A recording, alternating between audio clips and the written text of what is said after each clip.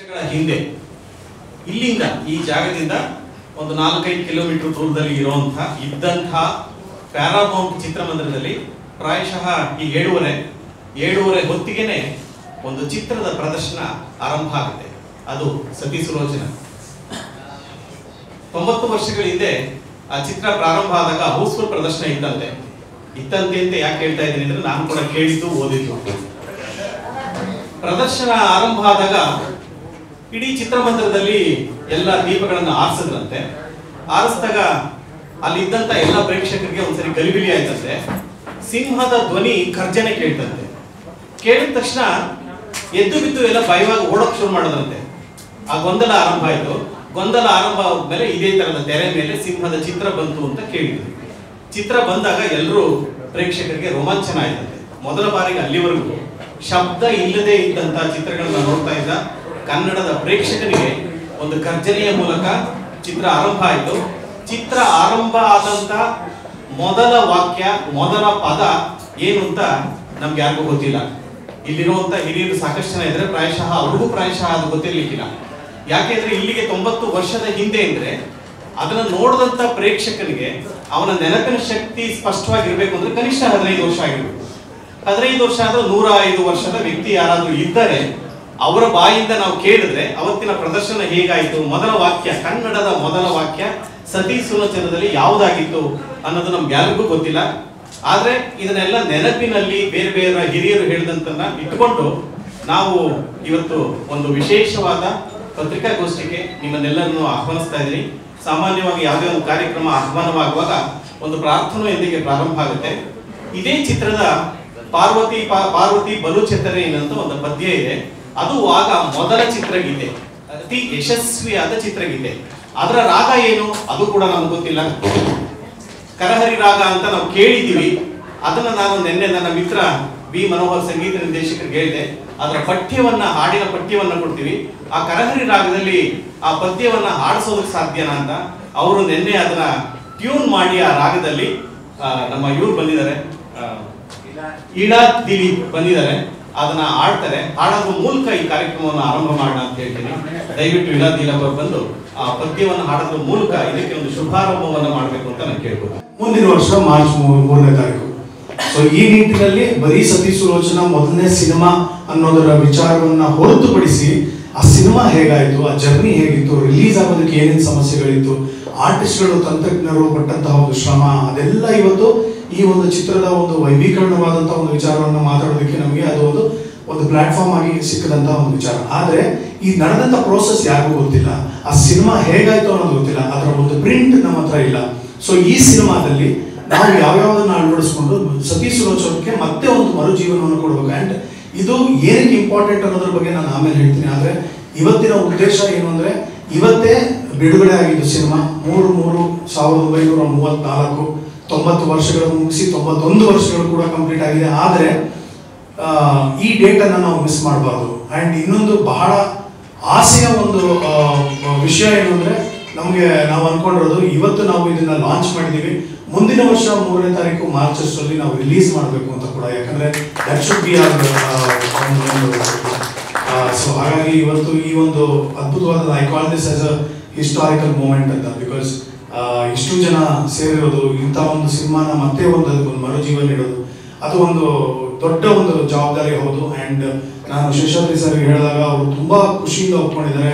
And ನಾನು ಕೂಡ ಹೇಳಿದ್ದೀನಿ, ಜೀವನದಲ್ಲಿ ಏನಾದರೂ ಒಂದು ಉದ್ದೇಶ ಇರಬೇಕು, ಬೆಳಿಬೇಕಾದ್ರೆ ಅಥವಾ ಒಂದು ಕೆಲಸ ಮಾಡ್ಬೇಕಾದ್ರೆ. ನನಗೆ ಇವಾಗ ಈ ಸತಿ ಸುಲೋಚನ, ಮೇಕಿಂಗ್ ಆಫ್ ಸತಿ ಸುಲೋಚನಾ ಹೊರತುಪಡಿಸಿ ನನ್ನ ಜೀವನದಲ್ಲಿ ಬೇರೆ ಯಾವ ಒಂದು ಗೋಲು ಇಲ್ಲ. ಸೊ ನಾನು I have succumb to my director. ಅವ್ರು ಯಾವ ತರ ನನ್ನನ್ನು ಅವಾಯ್ಡ್ ಮಾಡ್ತಾರೆ, ಯಾವ ತರ ನನ್ನ ಒಬ್ಬ ನಟನಾಗಿ ತೋರಿಸ್ತಾರೆ ಅನ್ನೋದನ್ನ ನಾನು ಒಬ್ಬ ಸ್ಟೂಡೆಂಟ್ ಆಗಿ ಕಲಿಯೋದಕ್ಕೆ ಬಂದಿದ್ದೀನಿ. ಈ ಒಂದು ಕ್ಷಣಕ್ಕೆ ತಾವೆಲ್ಲ ಸಾಕ್ಷಿಯಾಗಿರೋದಕ್ಕೆ ನನಗೆ ಬಹಳ ಖುಷಿ ಇದೆ. ತಮ್ಮೆಲ್ಲರೂ ತುಂಬ ಹೃದಯದ ಸ್ವಾಗತ.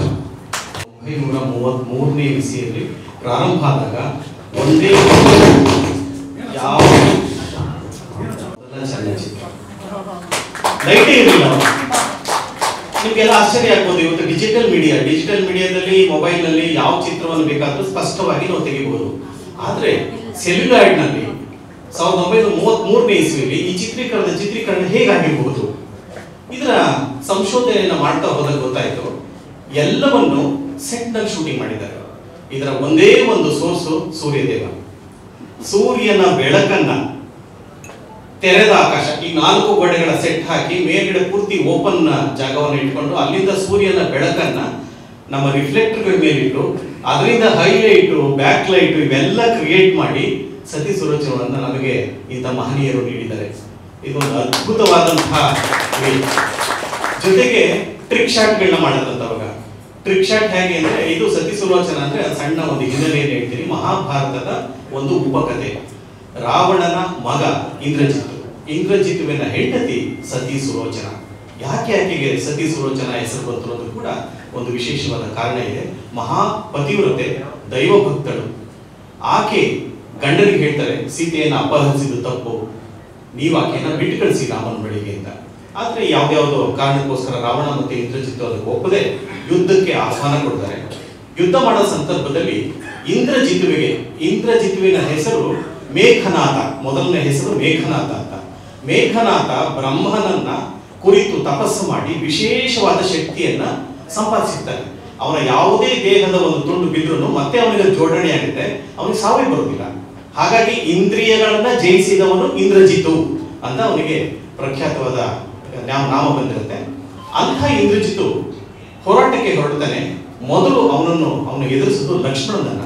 ನಿಮ್ಗೆಲ್ಲರಿಗೂ ಚೆನ್ನಾಗಿ ಗೊತ್ತಿದೆ, ಲಕ್ಷ್ಮಣ ಮತ್ತೆ ಅವರಿಬ್ಬರ ಮಧ್ಯೆ ಯುದ್ಧ ಆದಾಗ ಯಾವುದೋ ಒಂದು ಸಂದರ್ಭದಲ್ಲಿ ಇಂದ್ರಜಿತು ಬಿಟ್ಟಂತ ಬಾಣ ಲಕ್ಷ್ಮಣನಿಗೆ ನಾಟಿ ಅವನು ಮೂರ್ಛೆ ಹೋಗ್ತಾನೆ. ಮೂರ್ಛೆ ಹೋದಾಗ ಇಡೀ ಕವಿ ಸೈನ್ಯ ಮತ್ತೆ ರಾಮನ ಸೈನ್ಯ ಎಲ್ಲ ಅನ್ಕೊಳ್ಳುತ್ತೆ ಆತ ಆಗಲೇ ಪ್ರಾಣನೇ ಹೊರಟೋಗಿದೆ ಅಂತ. ಆಗ ಜಾಂಬುವಂತನ ಸಲಹೆಯ ಮೇರೆಗೆ ಹನುಮಂತ ಈ ಕಡೆ ಬಂದು ಹಿಮಾಲಯಕ್ಕೆ ಹೋದ ಅಂತ ಹೇಳ್ತಾರೆ. ಇತ್ತೀಚೆಗೆ ನಮ್ಮ ಪಶ್ಚಿಮ ಘಟ್ಟಗಳಿಂದಲೇ ಆ ಒಂದು ನಮ್ಮ ಸಂಜೀವಿನಿ ಹುಡುಕೋಕಾಗದೆ ಪರ್ವತವನ್ನೇ ತಂದು ಆ ಸಂಜೀವಿನಿಯಿಂದ ಲಕ್ಷ್ಮಣನನ್ನ ಜೀವಂತಗೊಳಿಸ್ತಾರೆ. ಮತ್ತೆ ಯುದ್ಧ ಆರಂಭ ಆಗುತ್ತೆ. ಎಷ್ಟೇ ಯುದ್ಧ ಮಾಡಿದ್ರು ಒಂದು ಕಡೆ ರಾವಣನ ಮನೆಯಲ್ಲಿ ಸತಿ ಸುಲೋಚನ ವಿಷ್ಣುವನ್ನ ಪೂಜೆ ಮಾಡ್ತಾ ಇರ್ತಾರೆ. ರಾವಣನಿಗೆ ವಿಷ್ಣು ವೈರಿ. ಹಾಗಾಗಿ ರಾವಣ ಹೇಳ್ತಾ ಇರ್ತಾನೆ, ನೀನು ವಿಷ್ಣುವನ್ನ ಪೂಜೆ ಮಾಡ್ಬೇಡ ಅಂತ. ಆಕೆ ಹೇಳ್ತಾಳೆ, ನನ್ನ ಗಂಡನನ್ನ ಬದುಕಿಸ್ಕೋಬೇಕು ಅಂದ್ರೆ ನಾನು ವಿಷ್ಣುವನ್ನೇ ಪೂಜೆ ಮಾಡಬೇಕು. ಆಕೆ ವಿಷ್ಣುವನ್ನ ಪೂಜೆ ಮಾಡ್ತಾ ಇದ್ದಾನೆ. ವಿಷ್ಣುವಿನಿಂದ ಸಿಗುವಂತ ಶಕ್ತಿ ಇಂದ್ರಜಿತುಗೆ ಸಿಕ್ಕಿ ರಾಮನನ್ನು ಕೂಡ ಲಕ್ಷ್ಮಣನನ್ನು ಕೂಡ ಸೋಲ್ಸಕ್ಕಾಗಲ್ಲ. ರಾಮ ಹೇಳ್ತಾನೆ, ನಾನು ಅವನ ವಿರುದ್ಧ ಯುದ್ಧ ಮಾಡಲ್ಲ, ಲಕ್ಷ್ಮಣ ಮಾಡಲಿ ಅಂತ. ಹಾಗಾಗಿ ಅವರಿಬ್ರು ಮತ್ತೆ ಯುದ್ಧ ಆದಾಗ ಕೊನೆಗೆ ತಂತ್ರದಿಂದ ರಾವಣ ಆಕೆ ವ್ರತ ಮಾಡ್ತಾ ಇದ್ದಂತಹ ಕೋಣೆಗೆ ಬಂದು ವಿಷ್ಣುವಿನ ಮೂರ್ತಿಯನ್ನ ನಾಶ ಮಾಡಿದ್ಮೇಲೆ ಅವರ ಶಕ್ತಿ ಕುಂಠಿತವಾಗುತ್ತೆ. ಆಗ ಲಕ್ಷ್ಮಣ ಬಿಟ್ಟಂತ ಒಂದು ಬಾಣ ಅವನ ತಲೆಯನ್ನ ಕತ್ತರಿಸುತ್ತೆ. ಆ ತಲೆ ಕೆಳಗೆ ಬಿಡ್ಬೇಕಾಗುತ್ತೆ. ಕೆಳಗೆ ಬಿದ್ದರೆ ಮತ್ತೆ ಮರುಜೀವ ಬರುತ್ತೆ ಅವನಿಗೆ. ಆ ತಲೆ ಹೋಗಿ ಜಪ ಮಾಡ್ತಾ ಇದ್ದಂತ ನಮ್ಮ ಸುಲೋಚನನ ಬೊಗಸೆಗೆ ಬಿಡಬೇಕು. ಇಂಥ ಒಂದು ಟ್ರಿಕ್ ಶಾಟ್ ಅನ್ನ ಮೊದಲ ಚಿತ್ರದಲ್ಲಿ ಚಿತ್ರೀಕರಣ ಮಾಡೋದು. ಹಾಗಾಗಿ ಇಂಥ ಚಿತ್ರೀಕರಣ ಮಾಡಿದ್ದಾರೆ. ಇಡೀ ಯುದ್ಧವನ್ನ ಕೊಲ್ಲಾಪುರದ ಇದರಲ್ಲಿ ಚಿತ್ರೀಕರಣ ಮಾಡ್ತಾರೆ. ಸುಮಾರು 2000 ಜನ ಅಲ್ಲಿ ಸುತ್ತಮುತ್ತ ಹಳ್ಳಿಯವರನ್ನ ಸೇರಿಸಿ ಚಿತ್ರೀಕರಣ ಮಾಡಿದ್ರಂತೆ. 4 ಕ್ಯಾಮ್ರಾಗಳನ್ನ ಬಳಸಿದ್ರು ಅಂತ ಹೇಳ್ತಾರೆ. ಅವೆಲ್ಲ ಮಿಚೈಲ್ ಕ್ಯಾಮ್ರಾಗಳು. ಭಾಸ್ಕರ್ ಸರ್ ಎಲ್ಲಿದ್ದಾರೆ, ಮಿಚೈಲ್ ಕ್ಯಾಮ್ರಾ ಬಳಸೋದು ಮತ್ತೊಂದು ಹೇಗೆ ಅಂತ ಎಲ್ರಿಗೂ ಗೊತ್ತಿದೆ. ಈ ತರದ ಕ್ಯಾಮ್ರಾಗಳಲ್ಲ. ಇಷ್ಟೆಲ್ಲ ವಿಶೇಷಗಳಿಗೆ ಕಾರಣ ಅಂತ ಸತಿ ಸುಲೋಚನದ ದುರದೃಷ್ಟವಶ ಒಂದೇ ಒಂದು ಸಣ್ಣ ತುಣುಕು ಕೂಡ ನಮಗೆ ಲಭ್ಯ ಇಲ್ಲ.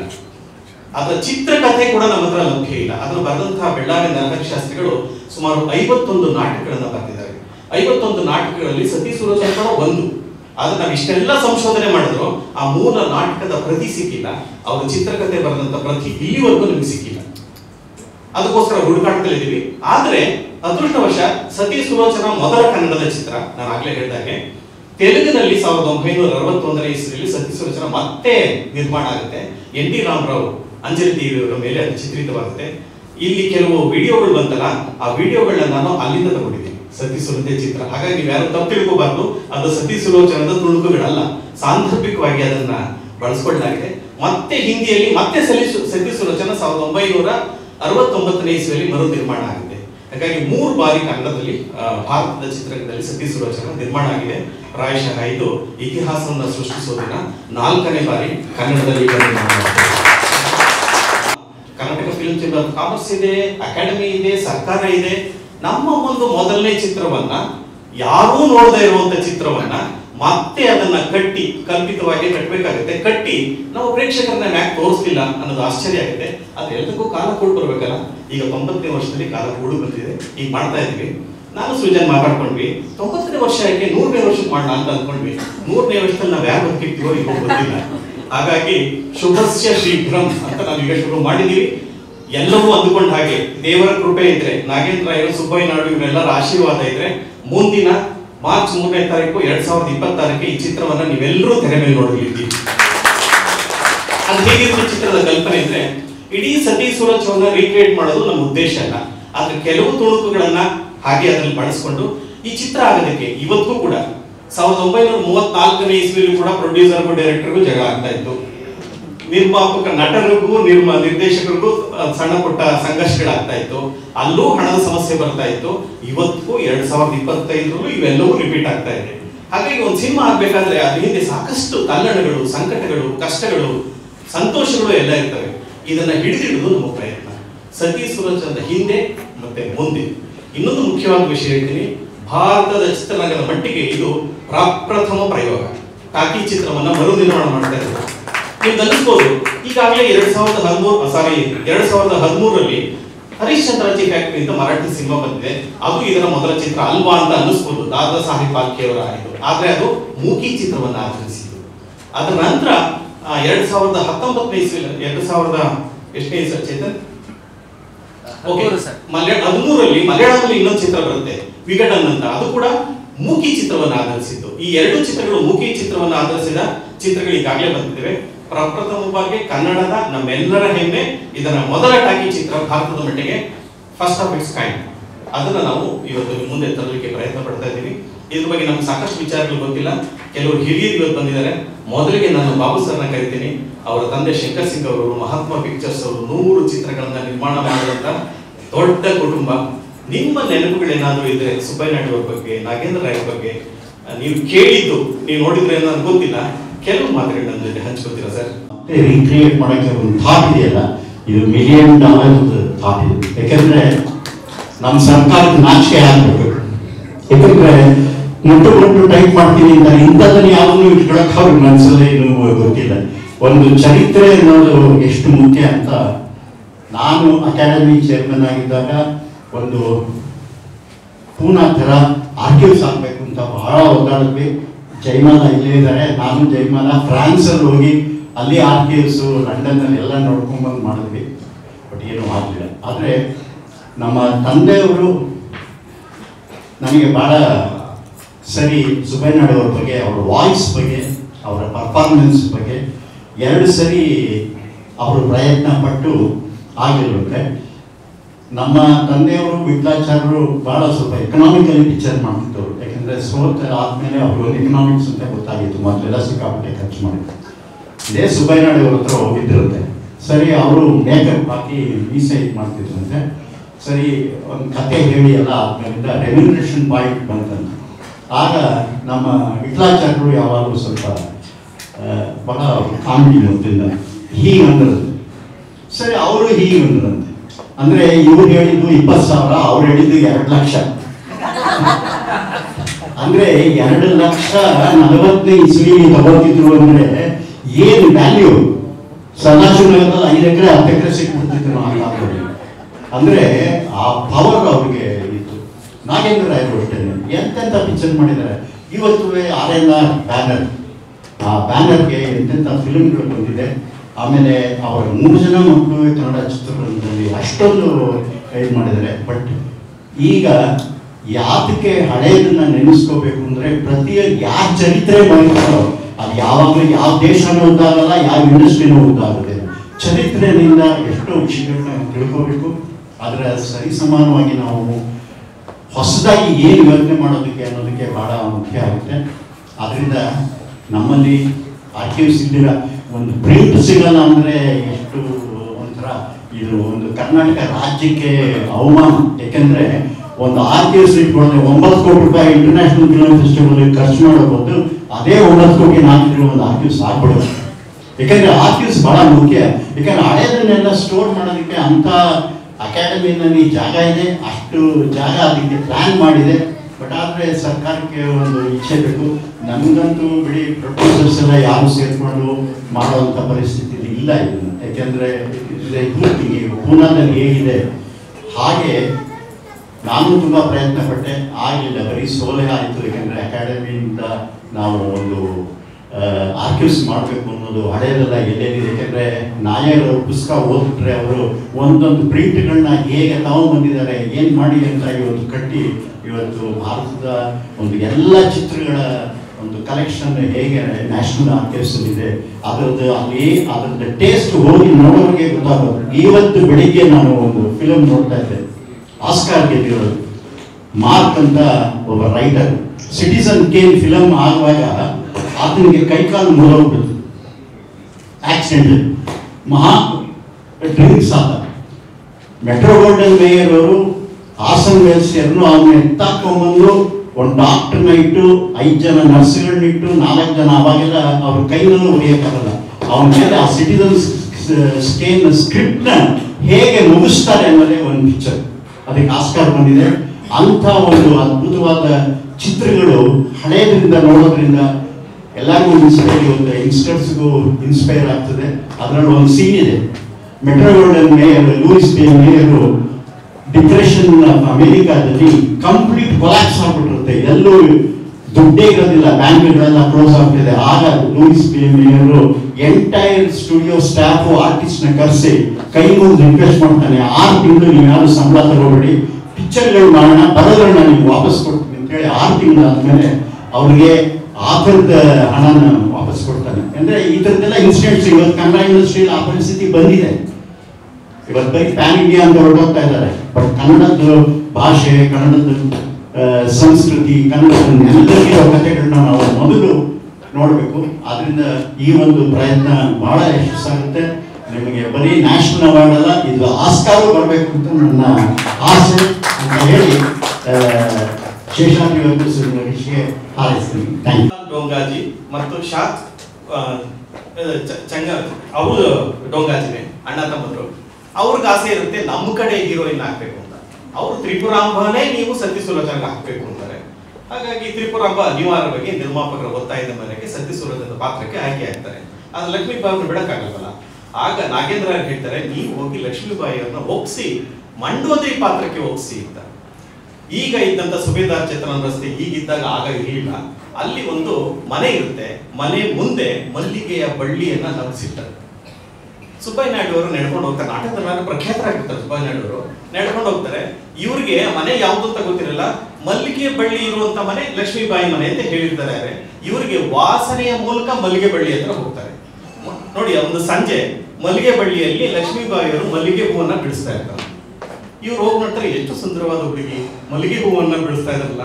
ಹೋಗಿ ಇವ್ರು ನೋಡ್ತಾರೆ, ಇವ್ರು ನೋಡ್ತಾರೆ, ಅವ್ರು ನೋಡ್ತಾರೆ, ಪ್ರೇಮ ಶುರುವಾಗುತ್ತೆ. ಇದು ಮೊದಲ ಪ್ರೇಮ ಪ್ರಕರಣ. ಕಣ್ಣಲ್ಲಾಗಲೇ ಪ್ರೇಮ ಶುರುವಾಗಿದೆ. ಇವರು ನೋಡಿ, ನೀವು ಸುಬ್ಬಯ್ಯ ನಾಯ್ಡು ಅವರಲ್ವ ಅಂತ ಲಕ್ಷ್ಮೀಬಾಯಿ ಕೇಳಿದ್ರಂತೆ. ಹೌದು, ನಾನು ಸುಬ್ಬಯ್ಯ ನಾಯ್ಡು, ನೀವು ನಾನೇ ಲಕ್ಷ್ಮೀಬಾಯಿ ಅಂತಂತೆ. ನೀವು ನನ್ನ ಸಿನಿಮಾದಲ್ಲಿ ಪಾತ್ರ ಮಾಡ್ಬೇಕು ಅಂತಂತೆ. ಅಯ್ಯೋ, ನನಗೆ ಗೊತ್ತಿಲ್ಲ, ನಮ್ಮ ಅಣ್ಣ ಒಳಗಿದ್ದಾರೆ, ನಾನು ನೀವು ಮಾತಾಡೋದು ನಾವು ಕೇಳಿಸ್ಕೋಬಾರ್ದು, ನೀವು ಒಳಗೆ ಬಂದು ವ್ಯವಹಾರ ಮಾತಾಡಿ ಆಮೇಲೆ ನೋಡೋಣ ಅಂತಂತೆ. ಆಮೇಲೆ ಒಳಗೋದ್ರು, ಅವರಿಬ್ರು ಮಾತಾಡಿದ್ರು. ಲಕ್ಷ್ಮೀಬಾಯಿ ಅವರು ಮಂಡೋದರಿಗೆ ಒಪ್ಕೊಂಡ್ರು. ಅವ್ರ ತಂಗಿ ಕಮಲಾಬಾಯಿ, ಅಕ್ಕ ತಂಗಿ ಇಬ್ಬರಿಗೂ ರೋಲ್ ಕೊಡ್ಬೇಕಲ್ಲ. ಆಮೇಲೆ ಕಮಲಾಬಾಯಿಗೂ ಒಂದು ರೋಲ್ ಅಂತ ಹೇಳಿದಂತೆ, ಯಾವ ರೋಲ್ ಅಂತ ಹೇಳಿರ್ಲಿಲ್ಲ ನಿರ್ದೇಶಕರು. ಆಮೇಲೆ ನೋಡೋಣ ಅಂತ ಕೊಲ್ಲಾಪುರದಲ್ಲಿ ಶೂಟಿಂಗು, ರೈಲಲ್ಲಿಂದ ಹೊರಡುತ್ತೆ ಇಡೀ ತಂಡ. ಮಧ್ಯೆ ಹೋಗೋದಕ್ಕೆ ಆಗ ಕಲ್ಲಿದ್ದಿಲ್ಲ ರೈಲು. ನೀವು ಎಷ್ಟು ಜನ ಪ್ರಯಾಣ ಮಾಡಿದ್ರೆ ನಿಮ್ಗೆ ಗೊತ್ತಿರುತ್ತೆ. ಕಲ್ಲಿದ್ದಿಲ್ಲ ಸಣ್ಣ ಸಣ್ಣ ಕಿಡಿಗಳು ಹಿಂದೆ ಕೂತಿರೋ ಪ್ರಯಾಣಿಕರಿಗೆ ಕಿಟಕಿ ಪಕ್ಕ ಕೂತಿದ್ರೆ ಕಣ್ಣಿಗೆ ಬೀಳ್ತಾ ಇರುತ್ತೆ. ಕಣ್ಣಿಗೆ ಬಿದ್ದು ಕಮಲಾಬಾಯಿ ಕಣ್ಣು ಪೂರ್ತಿ ಕೆಂಪಗಾಗಿತ್ತು. ಕೆಂಪಗಾಗಿ ಅವ್ರ ಕಣ್ಣಲ್ಲಿ ದಡದಡ ಅಂತ ನೀರು ಹರಿತಾ ಇತ್ತಂತೆ. ಎದುರುಗಡೆ ನಮ್ಮ ನಾಗೇಂದ್ರ ರಾಯರು ಕೂತಿದ್ರು. ಇವರು ತಮ್ಮ ಕರ್ಚೀಫನ್ನು ತೆಗೆದು ಅವರಿಗೆ ಕೊಟ್ಟರಂತೆ. ಕರ್ಚೀಫಲ್ಲಿ ಕಣ್ಣು ಉರಿಸ್ಕೊಂಡ್ರಂತೆ. ಪ್ರೇಮ ಶುರುವಾಯಿತು. ಬರೀ ಕರ್ಚೀಫ್ ಕೊಟ್ಟದ್ದು ಅಷ್ಟೇ ಅಲ್ಲ, ತಂಪು ಕನ್ನಡಕವನ್ನ ಕಮಲಾಬಾಯಿ ತೋರಿಸಿದ್ರಂತೆ. ಅದು ತಾಡಿ ಹಾಗೇನೆ ಅವರಿಬ್ಬರು ಗಂಡ ಹೆಂಡತಿ ತರ ನಂತರ ಬದುಕಿದ್ರು. ಯಾರು? ನಾಗೇಂದ್ರ ರಾಯರು, ಕಮಲಾಬಾಯಿ. ಈ 2 ಪ್ರೇಮ ಪ್ರಕರಣ ಕೂಡ ನಮ್ಮ ಸಿನಿಮಾದಲ್ಲಿದೆ. ಹಾಗಾಗಿ ಇದ್ರ ವಿಶೇಷ ಏನು ಅಂತಂದ್ರೆ, ಸುಬ್ಬಯ್ಯ ನಾಯ್ಡು ತರ ನಮ್ಮ ಸೃಜನ್ ಕಾಣಿಸಲ್ಲ. ಬನ್ನಿ ಸೃಜನ್, ಕಾಣಿಸ್ತಾರ ಇಲ್ವೋ? ರಕ್ತದಲ್ಲೂ ಸುಬ್ಬಯ್ಯ ನಾಯ್ಡು ರಕ್ತ ಇದೆ. ಮೀಸೆ ಚಿತ್ರೀಕರಣ ಸಂದರ್ಭದಲ್ಲಿ ಮಾಡ್ತಾರೆ. ಹಾಗಾಗಿ ನಾನು ಇವ್ರನ್ನ ಅಂದ್ಕೊಂಡೆ, ಬೇರೆ ಯಾರು ಎಲ್ಲ ಸುಬ್ಬಯ್ಯ ನಾಯ್ಡು ಪಾತ್ರವನ್ನ ನೀವೇ ಮಾಡ್ಬೇಕು ಅಂತ. ಈ ಚಿತ್ರದಲ್ಲಿ ಇಂದ್ರಜಿತ್ ಪಾತ್ರವನ್ನ, ಮೊದಲ ನಾಯಕ ನಟ ಮಾಡಿದ ಪಾತ್ರವನ್ನ ಇನ್ನು ಉಳಿದ ಪಾತ್ರಗಳ ಆಯ್ಕೆ ಆಗ್ಬೇಕಾಗಿದೆ. ಆದ್ರೆ ಇಂಥ ಒಂದು ಪ್ರಯತ್ನಗಳ ಹಿಂದೆ ಎಂತ ಶ್ರಮ ಇರುತ್ತೆ. ಯಾಕೆ ನಾವು ದಾಖಲೆಗಳಲ್ಲಿ ಭಾರತೀಯರು ಹಿಂದೆ ಉಳಿತೀವಿ ಅಂತ ನನಗೆ ಯಾವಾಗಲೂ ಆಶ್ಚರ್ಯ. ನಾಯರ್ ಅಂತ ಒಬ್ಬರಿದ್ರು ಕೇರಳದಲ್ಲಿ. ಅವರು ಸಂಗ್ರಹಿಸದೇ ಇದ್ರೆ ಈಗ ನಮ್ಮ ಹತ್ರ ಇರುವಂತ ಸಂಗ್ರಹ ಕೂಡ ಇರ್ತಿಲ್ಲ. ಕನ್ನಡದಲ್ಲಿ 1934 ಮೊದಲನೇ ಸಿನಿಮಾ, 1944 ಮುಂದೆ 15 ಸಿನಿಮಾಗಳ ನಿರ್ಮಾಣ ಆಗುತ್ತೆ. 34ರಿಂದ 44ರಲ್ಲಿ 15ರಲ್ಲಿ ನಮ್ಮ ಹತ್ರ ಈಗ ಲಭ್ಯ ಇರುವಂತದ್ದು 1941ನೇ ಇಸವಿಯಲ್ಲಿ ತಯಾರಾದ ವಸಂತ ಸೇನ, ಅದೊಂದೇ ಲಭ್ಯ ಇರೋದು. ಅದರ ಹಿಂದಿನ 8 ಚಿತ್ರಗಳು ಬರೀ ಸ್ಥಿರ ಚಿತ್ರಗಳು ಇದೆಯೇ ಹೊರತು ನಮ್ಮ ಹತ್ರ ಏನು ಲಭ್ಯ ಇಲ್ಲ. ಸತ್ಯ ಹರಿಶ್ಚಂದ್ರ ಇದೆ ಸರ್, ನಂತರ ಬಂದದ್ದು ಅನಂತರ ವಾಣಿ ಬಂತು 1943ರಲ್ಲಿ. ವಾಣಿ ಇದೆ, ವಸಂತ ಸೇನ ಇದೆ. ಇವೆರಡು ಚಿತ್ರಗಳನ್ನ ಆರ್ಕೈವ್ ಮಾಡಿಟ್ಟಿದ್ದಾರೆ. ಯಾಕೆ ನಮ್ಮಲ್ಲಿ ಆರ್ಕೈವ್ ಅದಕ್ಕೆ ಪ್ರಾಮುಖ್ಯತೆ ಪಡ್ಕೊಂಡಿಲ್ಲ ಅನ್ನೋದ್ರ ಬಗ್ಗೆ ಒಂದಿಷ್ಟು ಬೆಳಕು ಚೆಲ್ಲಬೇಕು, ಇದರ ಮಹತ್ವವನ್ನು ಹೇಳಬೇಕು ಅಂತ ಗಿರೀಶ್ ಕಾಸ್ಟುಡಿಯೋಲ್ಲಿ ಕೇಳ್ಬೋದು. ನಾಗೇಂದ್ರ ಇವರು ಸುಬ್ಬಯ್ಯ ನಾಯ್ಡು. ನಾನು ನಾಗೇಂದ್ರ ಇವ್ರನ್ನು ಗೊತ್ತಾ ಭೇಟಿ ಆಗಿದ್ದೇನೆ. ಯಾಕಂದ್ರೆ ಅವರು ಆದರ್ಶ ಫಿಲ್ಮ್ ಇನ್ಸ್ಟಿಟ್ಯೂಟಲ್ಲಿ ಪ್ರಿನ್ಸಿಪಲ್ ಆಗಿದ್ದಾಗ ಯಾವುದೋ ಒಂದು ಕಾರಣಕ್ಕೆ ನಾನು ಅವ್ರನ್ನ ಹೋಗಿ ಮೀಟ್ ಮಾಡಬೇಕಾಗಿತ್ತು. ಹಾಗಾಗಿ ನಾಗೇಂದ್ರ ಇವ್ರ ಜೊತೆಗೆ ಒಡನಾಟ ಇರಲಿಲ್ಲ, ಆದರೆ ಅವ್ರನ್ನ ನೋಡಿದ್ದೇನೆ ಅನ್ನೋ ಸಂತೋಷ ಇತ್ತು. ಅದೇ ಸುಬ್ಬಯ್ಯ ನಾಯ್ಡು ಅವ್ರ ಬಗ್ಗೆ ಮಾತಾಡೋಕ್ಕೆ ಸಾಧ್ಯ ಇಲ್ಲ, ಯಾಕಂದ್ರೆ ನಾನು ಸುಬ್ಬಯ್ಯ ನಾಯ್ಡು ಅವ್ರನ್ನ ನೋಡೇ ಇರಲಿಲ್ಲ. ಹಾಗಂತ ಹೇಳಿ ಸುಬ್ಬಯ್ಯ ನಾಯ್ಡು ಮನೆಯವರು ಎಲ್ಲರೂ ನನಗೆ ಪರಿಚಯ. ಲೋಕೇಶ್ ಅವ್ರ ಪರಿಚಯ ಇತ್ತು, ಗಿರಿಜಾ ಅವ್ರ ಪರಿಚಯ ಇತ್ತು, ಬಂಗಾರಮ್ಮನ ಅವ್ರ ಪರಿಚಯ ಇತ್ತು, ಸುಜನ್ನು ಮತ್ತು ಇವತ್ತು ಭಾಳನೇ ಚೆನ್ನಾಗಿ ಪರಿಚಯ ಇದೆ. ಹಾಗಾಗಿ ಇವ್ರು ಹೇಗಿರ್ಬೋದು ಅಂತ, ಯಾಕಂದ್ರೆ ನಾನು ಒಂಥರ ಅವ್ರ ಬಗ್ಗೆ ಅನೇಕ ಕಥೆಗಳನ್ನು ಕೇಳಿದ್ದೆ. ಅವರು ರಂಗದ ಮೇಲೆ ಬಂದರೆ ಇಡೀ ಜನಸ್ತೋಮ ಒಂಥರ ಕಂಪನ ಆಗ್ತಾ ಇತ್ತು ಅಂತ ಸುಬ್ಬಯ್ಯ ನಾಯ್ಡು ಅವರ. ಹಾಗಾಗಿ ಹೇಗಿರ್ಬೋದು ಅಂತ ಯೋಚನೆ ಮಾಡ್ತಾ ಇರ್ತದೆ. ಅಂಥ ಟೈಮಲ್ಲಿ ಇಂಥ ಒಂದು ಯೋಜನೆ ಹಮ್ಮಿಕೊಂಡಿದ್ದೀರ. ಸುಬ್ಬಯ್ಯನವ್ರು ನೋಡೋಕ್ಕಾಗದೇ ಇದ್ರು ಅವರ ಮೊಮ್ಮಗನ ಮೂಲಕ ಸುಬ್ಬಯ್ಯನವ್ರನ್ನ ಕಲಿಸ್ಕೋಬೋದಲ್ಲ, ಅದಕ್ಕಾಗಿ ಈ ಸಿನಿಮಾದ ಅನೇಕ ಹೆಗ್ಗಳಿಕೆಗಳಿದೆ. ಅದನ್ನು ಚಹಾ ರಘುನಾಥ್ ಅವರು ತಮ್ಮ ಪುಸ್ತಕದಲ್ಲಿ ದಾಖಲಿಸಿದ್ದಾರೆ. ಅದ್ರ ಒಂದನ್ನು ನನಗೆ ಬಹಳ ಮುಖ್ಯ ಅನ್ನಿಸ್ತು. ನೀವು ಹೇಳಿದ್ರಲ್ಲ 2-3 ಚೆನ್ನಾಗಿದೆ, ಅದರ ಒಂದು ಬಹಳ ಮುಖ್ಯ ಯಾವುದು ಅಂತಂದರೆ ಅವ್ರು ಹೇಳ್ತಾರೆ ಕನ್ನಡದ ಅಸ್ಮಿತೆಯನ್ನು ಕಂಡುಕೊಳ್ಳೋದಕ್ಕಾಗಿ ಈ ಸಿನಿಮಾ ಮಾಡಿದರು ಅಂತ. ವಿಷಯ ತುಂಬ ಬಹಳ ಮುಖ್ಯ. ಯಾಕಂದ್ರೆ ಕನ್ನಡದ ಅಸ್ಮಿತೆ ಅಂದರೆ ಏನು, ಇದು ಆರ್ಕೈವ್ ಸಂಬಂಧಪಟ್ಟಿದೆ. ಯಾಕಂದ್ರೆ ಕನ್ನಡಕ್ಕೆ 1930 ನಾನು ಗಕ್ಷಾದ ಮಾಡಿದಾಗ ಕೂಡ ನಾವು ಮಡ್ರಾಸ್ನಾಗ ಹೋಗಿ ಮಾಡಬೇಕಾಗಿತ್ತಲ್ಲ, ನಮ್ಗೆ ಇದು ಏನೋ ಸ್ಟುಡಿಯೋ ಕೂಡ ಕೊಡ್ತಿರ್ಲಿಲ್ಲ. ಆಶ್ಚರ್ಯ ಆಗೋದು, ಘಟಶ್ರಾದ್ದದ ಮಿಕ್ಸಿಂಗು 15 ದಿವಸ ಮಾಡಿದ್ದೀವಿ. ಪ್ರತಿ ದಿವಸ 12 ಗಂಟೆ ರಾತ್ರಿಗೆ ಟೈಮ್ ಕೊಡೋರು. ಕೊಟ್ಟರೆ ಒಂದು ಅರ್ಧ ರೀಲು ಅಥವಾ ಕಾಲ್ ರೀಲ್ ಮಾಡ್ತಿದ್ದಂಗೆ ಸಾಕು ನಾನೇ ಮಾಡೋಣ ಅಂತ, ಯಾಕಂದ್ರೆ ಸುಸ್ತಾಗಿರೋದು. ಹಾಗಾಗಿ ಕನ್ನಡಕ್ಕೆ ಆ ತರಹದ ಒಂದು ಅವಗಣನೆ ಇದ್ದ ಸಂದರ್ಭದಲ್ಲಿ ಯಾವಾಗ 60ಸಲ್ಲಿ 30ಸಲ್ಲಿ ಏನಾಗಿರ್ತಿರ್ಬೋದು, ಕನ್ನಡದಲ್ಲಿ ಬೇರೆ ಸಿನಿಮಾನೇ ಆಗಿಲ್ಲ. 33ರಲ್ಲಿ ಆಗಿತ್ತು. ಆವಾಗಲೇ ಉಳಿದೆಲ್ಲ ಭಾಷೆಗಳಂತೂ ಸಿನಿಮಾ ಆಗ್ಬಿಟ್ಟಿತ್ತು. ಅಂಥ ಸಮಯದಲ್ಲಿ ನಾಗೇಂದ್ರರಿಗೆ ಒಂದು ಬಹಳ ಹುಚ್ಚಿತ್ತು ಅಂತೆ ಕನ್ನಡದ ಅಸ್ಮಿತೆ, ಕನ್ನಡವನ್ನು ಮೆರೆಸ್ಬೇಕು ನಾವು. ಅವಾಗ ಸುಬ್ಬಯ್ಯ ನಾಯ್ಡು ಅವ್ರ ಜೊತೆ ಹಂಚ್ಕೊಂಡ್ರು. ಕೊನೆಗೆ ಅದಕ್ಕೆ ದುಡ್ಡು ಹಾಕಿದ್ರು ಕೂಡ ಕನ್ನಡದವರಲ್ಲ, ಶಮನ್ಲಾಲ್ ತುಂಗಾಜಿಯವರು. ನೋಡಿ, ಕನ್ನಡ ಸಿನಿಮಾದ ನೀವು ಈ ಇತಿಹಾಸ ನೋಡ್ತಾ ಹೋದ್ರೆ ಸುಮಾರು ಸಲ ಅದು ಬೇರೆ ಬೇರೆ ಭಾಷೆಯವರಿಂದ ಕನ್ನಡ ಉಳಿದಿದೆ. ಅದು ಇವತ್ತುರಿಗೂ ಅದೇ ನಡ್ಕೊಂಡು ಬಂದಿದೆ. ಈ ಪ್ರಶ್ನೆ ನಾವು ಮತ್ತೆ ಮತ್ತೆ ಕೇಳ್ತಾನೆ ಹೋಗ್ಬೇಕು. ಹಾಗಾದ್ರೆ ಕನ್ನಡದ ಅಸ್ಮಿತೆ ಅಂತಂದ್ರೆ ಏನು, ಯಾಕೆ ಇದ್ರ ಬಗ್ಗೆ ನಾವು ಯೋಚನೆ ಮಾಡ್ತಾ ಇಲ್ಲ ಅಂತ ಹೇಳಿ. ಸೊ ಈ ಮೂಲಕ ಆ ಸಿನಿಮಾ ಅದಕ್ಕೆ ಸಿನಿಮಾದ ಒತ್ತು ಕೊಡಲಿ ಅಂತ ನಾನು ಕೇಳ್ತಾ ಹೋಗ್ತೇನೆ. ಎರಡನೇದು ಬಹಳ ಮುಖ್ಯವಾದ ಇನ್ನೊಂದು ಇದು ಅಂತಂದ್ರೆ ಸುಲೋಚನವೇ. ನನಗೆ ಆ ಸಿನಿಮಾದ ಬಗ್ಗೆ ಏನೂ ಗೊತ್ತಿಲ್ಲ, ಚಹಾ ರಘುನಾಥ್ ಅವರ ಪುಸ್ತಕದಲ್ಲಿ ಇರುವ ಇದು ಬರುತ್ತೆ. ಒಂದು ಸಂಭಾಷಣೆಯನ್ನು ಅವರು ಮತ್ತೆ ಮತ್ತೆ ಹೇಳ್ತಾರೆ. ಸುಲೋಚನಾ ಮತ್ತು ಇದ್ರ ಬಗ್ಗೆ ಸೀತೆಯ ಬಗ್ಗೆ ಅನುಕಂಪದಿಂದ ಆಡುವ ಮಾತುಗಳಿದೆಯಲ್ಲ, ಅದು ಇವತ್ತಿನ ಫೆಮಿನಿಸ್ಟ್ ಇವರು ಆಡುವ ಮಾತುಗಳ ಥರ ಇದೆ. ಅಂದರೆ ನೋಡಿ, ಇದು ಕನ್ನಡ, ಇದು ಭಾರತೀಯ ಇತಿಹಾಸದ ಬೇರೆ ಬೇರೆ ಇದನ್ನು ನೋಡ್ತಾ ಹೋದರೆ ಪುರುಷ ಕೇಂದ್ರಿತ ಕಥೆಗಳು ಬಹಳ ಇದೆ. ಭಕ್ತ ಧ್ರುವ ಕನ್ನಡದಲ್ಲಿ ಮೊದಲ ಸಿನಿಮಾ ಆಗಬೇಕಾಗಿದ್ದು ಭಕ್ತ ಧ್ರುವ, ಅದಾಗದೇ ಇದಾಯ್ತಲ್ಲ. ಭಕ್ತ ಧ್ರುವ ಕೂಡ ಒಂದು ಪುರುಷ ಕೇಂದ್ರಿತ ಇದುವೆ. ಆದರೆ ಒಂದು ಸ್ತ್ರೀ ಕೇಂದ್ರಿತ ಸಿನಿಮಾವನ್ನು ಮೊದಲ ಸಿನಿಮಾಗೆ ಆಗಿರ್ತಿದ್ದೆಲ್ಲ ಅದನ್ನು ಇಂಟರ್ಪ್ರಿಟ್ ಮಾಡುವ ಕ್ರಮವೇ ಇವತ್ತಿನ ಇದಿದೆ, ಸ್ತ್ರೀ ಸಂವೇದನೆಗಳಲ್ಲಿ ಕಾಣುತ್ತೆ. ಎರಡನೇದೇನು ಅಂತಂದರೆ ಸ್ತ್ರೀ ಸಂವೇದನೆ ಮಾಡೋದಾಗಿದ್ದರೆ ಸಾವಿತ್ರಿ ಮಾಡ್ಬೋದಿತ್ತು ಅಥವಾ ಸೀತೆನೇ ಮಾಡ್ಬೋದಿತ್ತು. ಸುಲೋಚನ ದಿನನೇ ಯಾಕೆ ಮಾಡಿದ್ರು ಅಂತಂದ್ರೆ ಇದ್ರ ಬಗ್ಗೆ ಮತ್ತೆ ಬಹಳ ಶೇಷಾದ್ರಿ ಬಹಳ ಚೆನ್ನಾಗಿರೋ ಕತೆ ಇನ್ಸಿಡೆಂಟ್ಗಳನ್ನು ನೆರೇಟ್ ಮಾಡಿದ್ರಲ್ಲ, ಹಾಗಾಗಿ ಉಪ ಕಥೆಗಳನ್ನು ಅಥವಾ ಏನಂತ ಅದನ್ನ ಪ್ರಧಾನ ದಾರಿ ಅಲ್ಲೇ ಇರುವಂಥ ಕೆಲವು ಇದನ್ನ ಇಟ್ಕೊಂಡು ಮಾಡೋದಿದೆಯಲ್ಲ, ಅದು ಕನ್ನಡದಲ್ಲಿ ಅವಾಗಿಂದಲೂ ಬಂದಿತ್ತು. ಅದು ಬಳ್ಳಾವಿ ನಾರಾಯಣಶಾಸ್ತ್ರಿಗಳದ್ದು ಬಹಳ ಯಶಸ್ವಿ ನಾಟಕ ಅಂತದ್ದು, ಅದು ಕೂಡ ಬಹಳ ಮುಖ್ಯ. ಹಾಗಾಗಿ ಇದನ್ನೆಲ್ಲ ಕೆಲವು ಸಲ ದಾಖಲಿಸಬೇಕು ಅನ್ನೋದು ನನಗೆ ಅರ್ಥ ಹೋಗುತ್ತೆ. ಆವಾಗ ಹೇಗೆ ಕನ್ನಡದವರು ಆಗಿನ ಕಾಲದಲ್ಲೂ ಬಹಳ ಭಿನ್ನವಾಗಿ ಯೋಚನೆ ಮಾಡ್ತಾ ಇದ್ರು. ಆರ್ಕೈವಿಂಗ್ ಬಗ್ಗೆ ಹೇಳಿದ್ರಿ. ಪಿ ಕೆ ನಾಯರ್ ಅವರು ಇಲ್ಲದೇ ಇದ್ದಿದ್ದ ಬಹುಶಃ ಈಗಿರೋಷ್ಟು ಸಿನಿಮಾಗಳು ಲಭ್ಯ ಇರ್ತಿರ್ಲಿಲ್ಲ. ಪಿ ಕೆ ನಾಯರ್ ಯಾರೋ ಹೇಳಿದ್ರಂತೆ, ಶಿವರಾಮ್ ಕಾರಂತರು ನಿರ್ದೇಶಿಸಿದ ಭೂತಗಳ ರಾಜ್ಯನೋ ಡೊಮಿಂಗನೋ ಎಲ್ಲೋ ಶ್ರೀಲಂಕಾದ ಒಂದು ಕಾಪಿ ಇದೆ ಅಂತ. ಎಷ್ಟು ಶ್ರಮ ಹಾಕಿದ್ರು ಅವರು ಅಂದ್ರೆ ಅಂತ ತರಿಸ್ಕೊಳ್ಳೋದಕ್ಕೆ, ಕೊನೆಗೋಗಿ ಸಿಕ್ಕಲೇ ಇಲ್ಲ ಪ್ರಿಂಟ್. ಅವರು ನಮಗೆ ಇದೇ ಸಿಗ್ತಿರ್ಲಿಲ್ಲ, ಯಾವುದೋ ಪಾಲ್ಕೆ ಫಿಲ್ಮ್ ಸಿಗ್ತಿರ್ಲಿಲ್ಲ, ಹರಿಶ್ಚಂದ್ರನೇ ಸಿಗ್ತಿರ್ಲಿಲ್ಲ. ಅದನ್ನ ಶಿವೇಂದ್ರ ಸಿಂಗ್ ದುಂಗಾನ್ಪುರ್ನ ಡಾಕ್ಯುಮೆಂಟ್ರಿ ಬಹಳ ಚೆನ್ನಾಗಿದೆ, ಹೇಗೆ ಹೋಗಿ ತಗೊಂಡ್ರು ಅಂತ. ಯಾರೋ ಹೇಳಿದ ದೊರಕಲ್ಲಿ ನಾಸಿಕಲ್ಲೆಲ್ಲ ಒಂದು ಕಾಪಿ ಇದೆ ಅಂತ. ಇವರು ಈ ಸಂಜೆ ಹೊತ್ತು ರಾತ್ರಿ ಹೊತ್ತು ಇದು ಹೋಗುತ್ತಲ್ಲ, ಯಾವುದು ನ್ಯೂಸ್ ಪೇಪರ್ ಬ್ಯಾನು, ಅದು ಯಾಕಂದ್ರೆ ಗೌರ್ಮೆಂಟ್ ಅವರಿಗೆ ಅದೆಲ್ಲ ಕೊಡೋದಿರಲಿಲ್ಲ, TADA ಎಲ್ಲ. ಆ ನ್ಯೂಸ್ ಪೇಪರ್ ಬ್ಯಾನಲ್ಲಿ ಹೋಗಿ ಹುಡುಕಿ ಆ ಪ್ರಿಂಟರ್ ಹೊತ್ಕೊಂಡ್ಬರ್ತಾರೆ ಅವರು. ಇಷ್ಟೆಲ್ಲ ಗೊತ್ತಾಯ್ತು, ತುಂಬಾ ಸಂತೋಷ ಆಗ್ತಿದೆ. ಶೇಷಾದ್ರಿ ಮನಸ್ಸು ಮಾಡಿದ್ರೆ ಒಳ್ಳೆ ಕೆಲಸ ಆಗುತ್ತೆ ಅನ್ನೋ ನಂಬಿಕೆ ನನಗೆ. ಮತ್ತೆ ನನಗೆ ನಾಗೇಂದ್ರ ತುಂಬಾ ಹತ್ರ. ಹತ್ರ ನಾನು ಸ್ವಲ್ಪ ಹೆಚ್ಚು ಮಾತಾಡಿಸುವಷ್ಟು ನೋಡಲಿಲ್ಲ. ಅವ್ರು ಹೇಳಿದಾಗೆ ನಾನು ಅಂತಿಮ ಯಾತ್ರೆಗೆ ಹೋಗಿದ್ದೆ. ಮತ್ತು ಲಕ್ಷ್ಮೀದೇವಿ ಅವರು ತುಂಬ ಚೆನ್ನಾಗಿ ಪರಿಚಯ ಇತ್ತು, ಕಮಲಾಬಾಯಿ ಅವರ ಪರಿಚಯ ಇತ್ತು. ಈ ಅದರಲ್ಲಿ ಅಭಿನಯಿಸಿದ ಒಂದು ಕೆಲವರು ನಾವು ಸಂದರ್ಶನ ಕೂಡ ಮಾಡಿ ಹೇಳಿದಾಗೆ ನಾವು ಪಿ ಕೆ ನಾಯರ್ ಅವ್ರ ಹತ್ರ ಮಾತಾಡ್ಸಿದ್ವಿ, ಅದನ್ನು ಕೇಳಿದ್ವಿ, ಏನಾದರೂ ಒಂದು ಸಣ್ಣಗೆ ಸಿಗ್ಬೋದಾ ಅಂತ. ಗಿರೀಶ್ ಅವರು ಹೇಳಿದಾಗೆ ಅವರು ಭಾಳ ಬೇಜಾರು ಮಾಡಿಕೊಂಡ್ರು, ಕನ್ನಡದಲ್ಲಿ ಏನೂ ಸಿಗೋದಿಲ್ಲ ಅನ್ನೋದ್ರ ಬಗ್ಗೆ ತುಂಬ ನಂಬ್ಕೊಂಡ್ರು ಅವರು.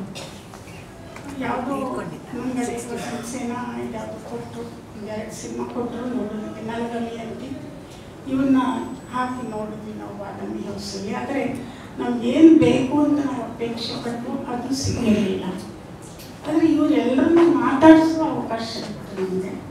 ಸುಮಾರು ಜನರನ್ನು ನಾವು ಮಾತಾಡಿಸಿದ್ವಿ. ಇದರಲ್ಲಿ ಅಭಿನಯಿಸಿದಂಥ ಕೆಲವರು ಬೇರೆ ಪೋಷಕ ನಟರಾಗಿದ್ದವರು, SK ಪದ್ಮಾದೇವಿಯವರು, ಇವರೆಲ್ಲ ತುಂಬ ಹೇಳಿದ್ದಾರೆ. ಅವರೆಲ್ಲರೂ ಹೇಳಿದ್ದರ ಆಧಾರದ ಮೇಲೆ ನಾವು ಬರಲಿಕ್ಕೆ ಸಾಧ್ಯ ಆಯಿತು. ಮತ್ತು ನಮ್ಮ ಬಂಗಾರಮ್ಮನವರು ಅವರು ನಟರತ್ನ ಅಂತ ಪುಸ್ತಕ ಬರೆದರು. ಲೋಕೇಶ್ ಅವರು ಮತ್ತು ಕಪ್ಪಣ್ಣ ಅವರು ತುಂಬ ಒತ್ತಡದ ಮೇಲೆ ಯಾಕೆ ಬರೆದು ಅದನ್ನು ಬರ್ದಿದ್ದನ್ನು ಪ್ರಕಾಶನ ಮಾಡಬೇಕು ಅನ್ನೋದು. ನಾವು ಇಳಾ ಪ್ರಕಾಶನದಿಂದ ಎಲ್ಲ ಮುದ್ರಣದಲ್ಲಿ ಮುದ್ರಿಸಿ ನಾಟಕ ಅಕಾಡೆಮಿಯ ಸಹಯೋಗ ತಗೊಂಡು ಆ ಪುಸ್ತಕನ ತಂದ್ವಿ. ಸ್ವಲ್ಪ ವಿಸ್ತರಿಸಲಿಕ್ಕೆ ನಾನು ಬಯಸ್ತೇನೆ. ಅಂದರೆ ಈ ಸಿನಿಮಾ ಅನ್ನುವಂಥದ್ದು ಆ ಸಿನಿಮಾದ ಕಥನದ ಕಾರಣಕ್ಕೆ ಅಷ್ಟೇ ಮುಖ್ಯವಾದಲ್ಲ ಅಂತ ನನಗನ್ಸುತ್ತೆ. ಸತಿ ಸುಲೋಚನಾ ಅನ್ನುವಂಥದ್ದು ಒಂದು ನೆಪ ಮಾತ್ರ ಅಲ್ಲ. ಮತ್ತು ಸುಲೋಚನಾ ಅನ್ನುವಂಥ ಕತೆ, ಸುಲೋಚನಳ ಕತೆ ಶೇಷಾದ್ರಿ ಅವರು ಹೇಳಿದ್ರಲ್ಲ, ಅದು ಮೂಲ ರಾಮಾಯಣದಲ್ಲಿ ಇಲ್ಲ. ಅದು ಮತ್ತು ಅದು ಜನಪ್ರಿಯ ನಾಟಕ ಕೂಡ ಅಲ್ಲ. ಅದು ಕರ್ನಾಟಕದಲ್ಲಿ ಎಲ್ಲಿ ಕೂಡ ಅದು ಪ್ರದರ್ಶನ ಆಗಿಲ್ಲ ನನಗೆ ಗೊತ್ತಿದ್ದಾಗೆ ಇದುವರೆಗೂ. ಮತ್ತು ಬೆಳ್ಳಾವಿ ನರಹರಿ ಶಾಸ್ತ್ರಿಗಳು ಕೂಡ ಅದನ್ನು ನಾಟಕದ ರೂಪದಲ್ಲಿ ಏನು ಬರೆದಿಲ್ಲ. ಅದು ಸಿನಿಮಾಗೋಸ್ಕರನೇ ಸೃಷ್ಟಿಸಿಕೊಂಡಂತಹ ಅದು ಕತೆ. ಅದು ನನ್ನ ತಿಳುವಳಿಕೆ ಪ್ರಕಾರ ಅದು ಆನಂದ ರಾಮಾಯಣ ಅನ್ನುವಂಥ ರಾಮಾಯಣದಲ್ಲಿ ಬರುವಂತಹ ಒಂದು ಸಣ್ಣ ಪ್ರಸಂಗ. ಆ ಪ್ರಸಂಗವನ್ನು ಇಟ್ಕೊಂಡು ಅವರು ಸಿನಿಮಾಗೋಸ್ಕರ ಬೆಳೆಸಿದ್ದಾರೆ. ಆ ಕತೆ ಅಷ್ಟೇನು ಪ್ರಸ್ತುತ ಅಲ್ಲ. ಅದು ಕಥೆಯ ಆಚೆಗೆ ಈ ಸಿನಿಮಾಕ್ಕೊಂದು ಪ್ರಾಮುಖ್ಯತೆ ಇದೆ ಅಂತ ನಾನು ಭಾವಿಸ್ತೇನೆ. ಆದರೆ ಬಾಬು ಸರ್ ಹೇಳ್ಬೇಕಾದ್ರೆ ಪ್ಯಾನ್ ಇಂಡಿಯಾ ಸಿನಿಮಾಗಳ ಬಗ್ಗೆ ಸ್ವಲ್ಪ ವಿಷಾದದಿಂದ ಮಾತಾಡಿದ್ರು. ಹಾಗೆ ನೋಡೋದಾದ್ರೆ ಕನ್ನಡದ ಮೊಟ್ಟ ಮೊದಲ ಪ್ಯಾನ್ ಇಂಡಿಯಾ ನಟ ಅಂತ ನಾವು ಗುರುತಿಸಬಹುದಾದ್ದು ನಾಗೇಂದ್ರ ರಾವ್ ಅವರನ್ನ. ಅವರು ಇಡೀ ದಕ್ಷಿಣ ಭಾರತದಲ್ಲಿ ಅತ್ಯಂತ ಜನಪ್ರಿಯ ಪೋಷಕ ನಟರಲ್ಲೊಬ್ಬರಾಗಿ ಗುರುತಿಸ್ಕೊಂಡಿದ್ರು. ಅವರು ನಟರಾಗೇನೆ ಮುಂದುವರೆದಿದ್ರೆ ಹಿಂದಿ ಸಿನಿಮಾಗಳಲ್ಲಿ, ತಮಿಳು ಸಿನಿಮಾಗಳಲ್ಲಿ ತುಂಬಾ ದೊಡ್ಡ ಅವಕಾಶಗಳನ್ನು ಪಡಿತಾ ಇದ್ರು. ಅವರು ಆದರೆ ಅವರ ಆಸೆ ಇದ್ದದ್ದು ಕನ್ನಡದಲ್ಲಿ ಒಂದು ಸಿನಿಮಾ ಸಂಸ್ಕೃತಿಯನ್ನ, ವಾಕ್ಚಿತ್ರ ಪರಂಪರೆಯನ್ನ ರೂಪಿಸಬೇಕು ಅಂತ. ಆ ಕಾರಣಕ್ಕೋಸ್ಕರ ಅವರು ನಿರಂತರವಾಗಿ ಪ್ರಯತ್ನಗಳನ್ನು ಮಾಡ್ತಾ ಹೋಗ್ತಾರೆ. ಆದರೆ ಯಶಸ್ವಿ ಕಾಣಲ್ಲ. ಒಬ್ಬ ತಮಿಳು ನಿರ್ಮಾಪಕರ ಹತ್ರ ಹೋಗಿ ಕೇಳ್ತಾರೆ ಅವರು, ಒಂದು ಕನ್ನಡ ಸಿನಿಮಾ ಮಾಡೋಣ, ಅಲ್ಲಿ ಹೆಚ್ಚು ಲಾಭ ಇದೆ ಅಂತ. ಅವ್ರು ಕೇಳ್ತಾರೆ ಎಷ್ಟು ಲಾಭ ಬರುತ್ತೆ ಅಂತ. ಏನೋ ಒಂದು ಅತಿರಂಜಿತ ಒಂದು ಅಮೌಂಟನ್ನು ಹೇಳ್ತಾರೆ. ಅದು ಅಷ್ಟು ಬರೋದಾದ್ರೆ ನಾವು ಯಾಕೆ ಮಾಡಬೇಕು, ಉಪಯೋಗ ಇಲ್ಲ ಅಂತ. ಅವತ್ತಿನ ಸಂದರ್ಭ ಹೇಗಿತ್ತು ಅಂದರೆ, ಕನ್ನಡ ಸಿನಿಮಾ ಮಾಡೋದಕ್ಕಿಂತ ಕಲ್ಲು ಕಬ್ಬಿಣದ ವ್ಯಾಪಾರ ಮಾಡೋದನ್ನೇ ಬೆಟರ್ ಅನ್ನುವಂತಹ ಒಂದು ನಂಬಿಕೆ ಇತ್ತು ಅಂತ.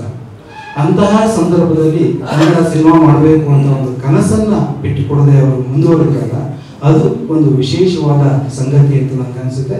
ಅದು ಒಂದು ಕನ್ನಡಾಭಿಮಾನದ ಒಂದು ಸಂಕೇತ ಅಂತ ನಾನು ಭಾವಿಸ್ತೇನೆ. ಅಷ್ಟು ಮಾತ್ರ ಅಲ್ಲ, ಈ ಸಿನಿಮಾದ ನಿರ್ಮಾಪಕರಿದಾರಲ್ಲ ಡುಂಗಾಜಿ ಅವರು ಈ ನೆಲದ ಸಂಸ್ಕೃತಿಗೆ ನೇರವಾಗಿ ಸಂಬಂಧಪಟ್ಟವರು ಅಲ್ಲದೆ ಹೋದ್ರು ಅವರೊಂದು ಪಾತ್ರೆ ಅಂಗಡಿಯನ್ನು ನಡೆಸ್ತಾ ಇದ್ರು ಚಿಕ್ಕಪೇಟೆನಲ್ಲಿ.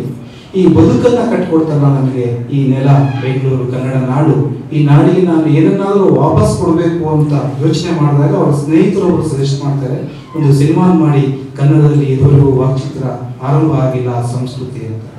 ಆ ಕಾರಣಕ್ಕೋಸ್ಕರ ಅಂದರೆ ಈ ನೆಲಕ್ಕೆ ಏನಾದರೂ ಒಂದು ಕೊಡುಗೆಯನ್ನು ನೀಡಬೇಕು ಅನ್ನೋ ಒಂದು ಕಾರಣಕ್ಕೋಸ್ಕರ ಅವರು ಒಂದು ನಾಗೇಂದ್ರ ರಾವ್ ಅವರನ್ನು ಸಂಪರ್ಕಿಸ್ತಾರೆ.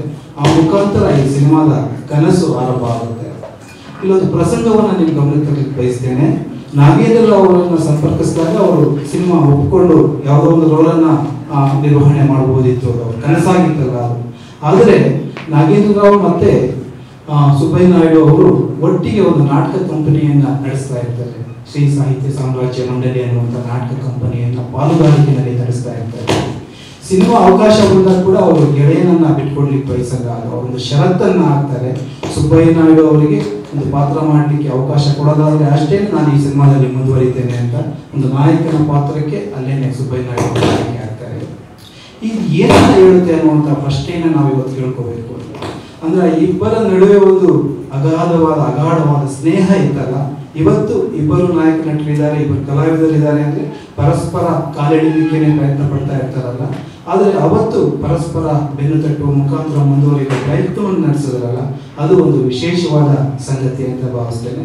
ಅಂದ್ರೆ ಸತಿಸುಲೋಚನಾ ಅನ್ನುವಂತಹದ್ದು ಒಂದು ಮೌಲ್ಯ ಪರಂಪರೆಯ ರೂಪದಲ್ಲಿ ನಾವು ನೋಡಬಹುದಾದಂತಹ ಒಂದು ರೂಪಕ, ಅದನ್ನ ಈ ಕಟ್ಕೊಡುವಂತಹ ಪ್ರಯತ್ನವನ್ನ ಈ ಸಿನಿಮಾದ ಮುಖಾಂತರ ಆದರೆ ಚೆನ್ನಾಗಿರುತ್ತೆ ಅಂತ ನಾನು ಭಾವಿಸ್ತೇನೆ. ನಾನು ಆಶಿಸ್ತೇನೆ ಸೃಜನ್, ನೀನು ತುಂಬ ಒಳ್ಳೆಯದಾಗಿ ಮಗ. ಹಾಗೆ ನನ್ನ ನಿರ್ದೇಶಕರು ಪಿ ಶೇಷಾದ್ರಿ ಅವರು ಇಂತಹ ಅದ್ಭುತವಾದಂತಹ ಒಂದು ಹೊಸ ಕಲ್ಪನೆ, ಇವತ್ತು 90 ವರ್ಷದ ಇತಿಹಾಸವನ್ನು ಮತ್ತೆ ಪುನಃ ಕಟ್ಟಿಕೊಡೋದು ಅಂದರೆ ಅಷ್ಟು ಸುಲಭದ ಮಾತಲ್ಲ. ಈ ಸತಿಸುಲೋಚನಾ ಬಗ್ಗೆ ನಮ್ಗೇನಾದ್ರೂ ತಲೆಯಲ್ಲಿ ಇವತ್ತಿಗೂ ಅರ್ಥ ಆಗಿದ್ರೆ ನಾನು ವಿಜಯಮ್ಮ ಅವರಿಗೆ ಅದರ ಎಲ್ಲ ಯಶಸ್ಸನ್ನು ಕೊಡ್ತೀನಿ. ಆ ಇತಿಹಾಸ ಪುಸ್ತಕದ 2 ಪುಟಗಳನ್ನು ಕೂಡ ನಾವು ಮರೆಯಲಿಕ್ಕೆ ಸಾಧ್ಯ ಇಲ್ಲ ವಿಜಯಕ್ಕ. ಅಷ್ಟು ಸೊಗಸಾಗಿ ಸತಿಸುಲೋಚನಾ ಬಗ್ಗೆ ತಾವು ವಿವರಿಸಿದ್ದೀರಾ, ಇವತ್ತು ತಾವು ಮರ್ತಿದ್ದೀರಾ. ಆದರೆ ಇದನ್ನ ಮಾತಾಡ್ತಿರ್ಬೇಕಾದ್ರೆ ಪ್ರತಿಯೊಬ್ಬರು ವಿವರಿಸುವಾಗ ನನ್ನ ಗಮನಕ್ಕೆ ಅದು ನೆನಪಿಗೆ ಬರ್ತಾ ಇತ್ತು. ಹಾಗೆ ಶುಭವಾಗ್ಲಿ ಅಂತ ಹೇಳ್ತಾ, ಚಾಲೆಂಜ್ ಇದೆ ಸರ್, ಆದರೆ ಇದರಲ್ಲಿ ಸಿಹಿ ಪಾಲು ಜಾಸ್ತಿ ಕಾಣ್ತಾ ಇದೆ. ಖಂಡಿತವಾಗ್ಲೂ ಬಹಳ ಸಿಹಿಯನ್ನ ತಾವು ಊಟ ಮಾಡ್ತೀರಂತ ನನಗೆ ಖಂಡಿತ ಗೊತ್ತು. ಇವು ಉದ್ಯಮಕ್ಕೆ ಈಗಾಗಲೇ ಹೇಳಿದ್ದಾರೆ, ಸಿನಿಮಾಗಳನ್ನು ಉಳಿಸ್ಕೊಳ್ಳುವಂತ ಕೆಲಸ ಆಗ್ಬೇಕು ಅಂತ. ನನ್ಗೆ ಈಗಲೂ ಕೂಡ ಓದಿದ ಒಂದು ನೆನಪು ಸತಿಸುಲೋಚನಾ ಬಗ್ಗೆ, ಅದು ವಿಜಯಮ್ಮನವರ ಲೇಖನದಿಂದ ನನಗೆ ನೆನಪಾಗ್ತಿರೋದು. ಇಡೀ ಸ್ಟುಡಿಯೋದಲ್ಲಿ ಬೆಳಕಿನ ಇದು ಚಾವಡಿ ಇಲ್ಲದೆ, ಮೇಲೆ ಚಾವಡಿನೇ ಇಲ್ಲ, ಈ ರಿಫ್ಲೆಕ್ಟರ್ ಮೂಲಕ ಇದು ಈ ಕೆಲಸವನ್ನ ಮಾಡ್ತಿರ್ಬೇಕಾದ್ರೆ ರಾತ್ರಿಯ ದೃಶ್ಯಗಳನ್ನ ಬೆಳಗ್ಗೆ ದೃಶ್ಯಕ್ಕೆ ಅವರು ಮಾಡುವಾಗ ಬಹಳ ಚಾಲೆಂಜನ್ನ ಅವ್ರಿಗೆ ಆಗ್ತಿತ್ತಂತೆ. ಅವುಗಳ ಬಗ್ಗೆ ತಾವೇ ಬರೆದಂತಹ ಲೇಖನಗಳನ್ನ ನಾನು ಓದಿದ್ದೆ. ಅದನ್ನ ಖಂಡಿತವಾಗ್ಲೂ ತಾವು ಕಟ್ಕೊಡ್ಬೇಕು. ಅಂದಿನ ಸಂದರ್ಭ ನಮಗೆ ಈಗ 100 ಕನಸುಗಳನ್ನ ತಾವು ತೋರಿಸ್ತಾ ಇದ್ದೀರಾ.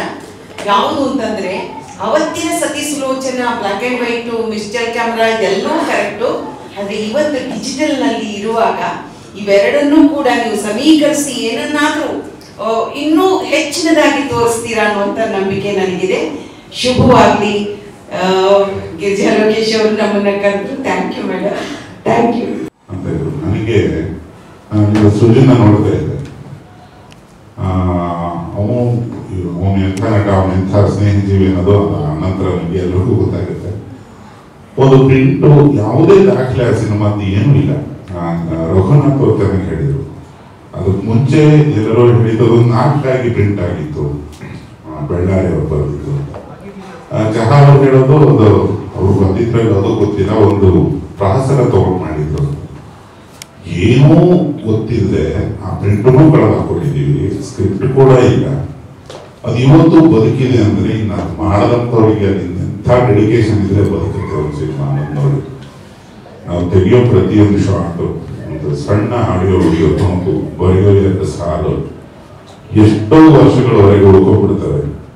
ಅವ್ರ ಪ್ರಜ್ಞೆ ನಮಗಿದ್ದಲ್ಲಿ ಸಾಕಷ್ಟು ಒಳ್ಳೆ ಕನ್ನಡ ಪ್ರಯತ್ನಗಳು ನಡೀಬೋದು. ಇದು ನನ್ನ ತಿಳುವಳಿಕೆ ಮಟ್ಟಿಗೆ ತುಂಬಾ ಒಳ್ಳೆ ಕನ್ನಡ ಪ್ರಯತ್ನ.